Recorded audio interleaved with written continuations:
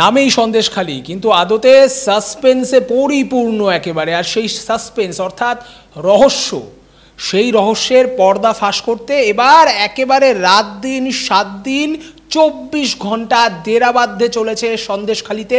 কারা?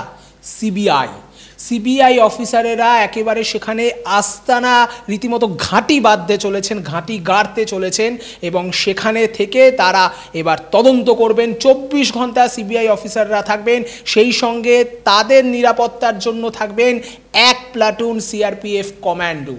অর্থাৎ একেবারে সন্দেশখালিতে একটা রীতিমতো অফিসই খুলে ফেলছে সিবিআই অফিসারেরা। কারণ আমরা সবাই জানি যে সন্দেশখালিতে বিভিন্ন নারী নির্যাতন থেকে শুরু করে জমি দখল, অবৈধ ভেরি নির্মাণ, সেই সংক্রান্ত যাবতীয় মামলা, সেই মামলার কিন্তু তদন্ত করছে সিবিআই অফিসারেরা।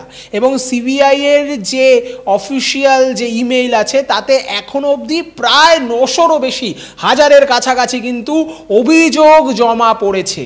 কিন্তু এখানেই আছে একটা টুইস্ট, এই যে এত বিপুল পরিমাণ অভিযোগ জমা পড়েছে, সেই অভিযোগের মধ্যে একটা মজার বিষয় আছে।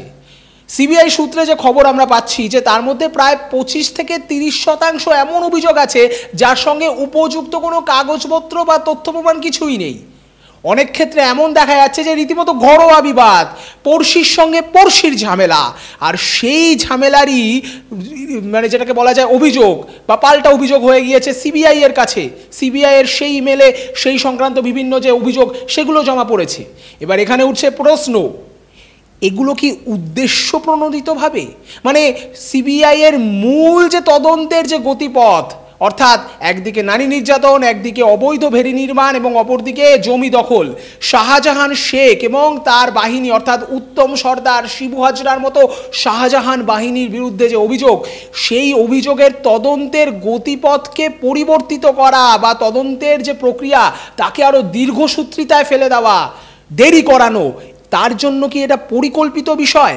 নাকি তৃণমূল যে অভিযোগটা বারংবার করছে, অর্থাৎ ভাইরাল ভিডিও যে সিলসিলা একেবারে লোকসভা ভোট চলাকালীন আমরা দেখতে পাচ্ছি, সেই সিলসিলা অনুযায়ী তৃণমূল কংগ্রেস বা তৃণমূল শিবিরের যে বক্তব্য, যে পরিকল্পিতভাবে একেবারে একাধিক নারী নির্যাতনের ঘটনাকে সামনে এনে গোটা বিষয়টিকে বিজেপির চক্রান্ত বা বিজেপির পরিকল্পনা বলে তারা যে প্রচার চালাচ্ছেন, একেবারে যাকে বলা যায় কোমর ভেদে প্রচার, সেই পরিকল্পিত যে ঘটনা তারই অংশ এই ধরনের এই 25 থেকে 30% যে ভুয়ো অভিযোগের কথা সিবিআই সূত্রে জানা যাচ্ছে, সেটা এই নিয়ে কিন্তু এখন রাজনৈতিক তরজা বাড়তে শুরু করে দিয়েছে।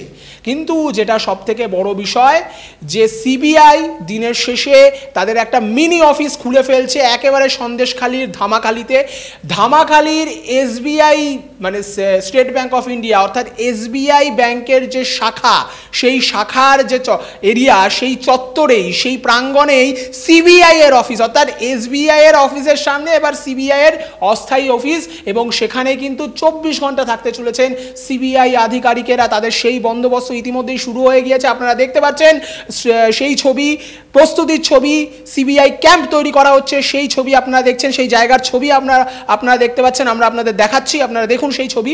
এবং অপরদিকে একদিকে যেরকম সন্দেশখালি নিয়ে প্রত্যেক দিন একাধিক ঘটনাবহুল সন্দেশখালি, এরপর সিবিআই সেখানে রীতিমতো ক্যাম্প করছে, অবস্থার কি পরিবর্তন হবে?